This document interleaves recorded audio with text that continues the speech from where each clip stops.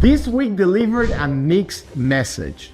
While March CPI finally cooled down, interest rates spiked sharply. How does that make any sense? Simple. Markets are shifting focus from the past inflation to future risks like tariffs and sticky services prices.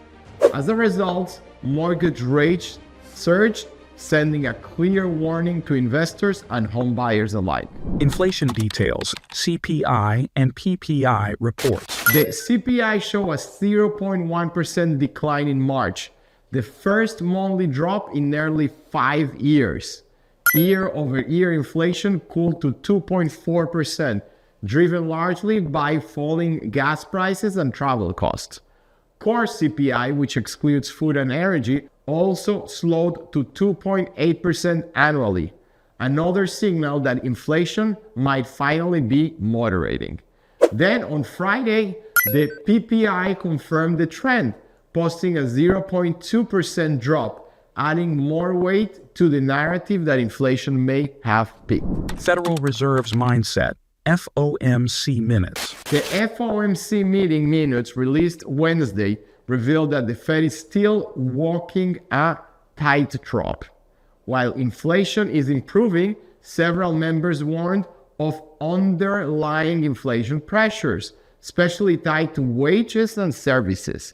More importantly, the Fed acknowledged that new tariff on Chinese imports could reignite inflation, making them reluctant to cut rates anytime soon. Why mortgage and DSCR rates spiked. Despite better inflation numbers, mortgage rates shot up because bond markets are more focused on what is next.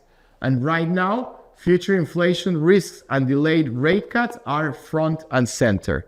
The 30-year fixed mortgage rate jumped from 6.6% to 6.97%. This week, as investors priced in the possibility of no Fed cuts until late 2025. Meanwhile, DSCR loans rates also increased, hitting 8.22%.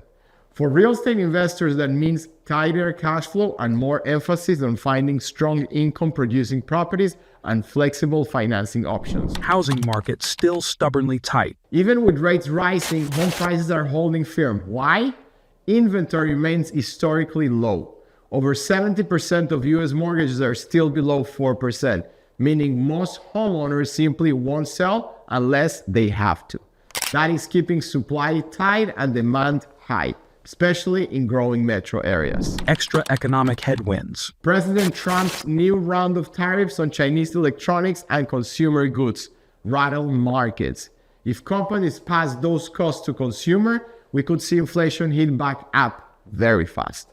That is why investors are cautious despite positive inflation data. And just like that, these are all news. Thanks for watching. If you found this video helpful, give it a like and subscribe for more expert insights on real estate investing.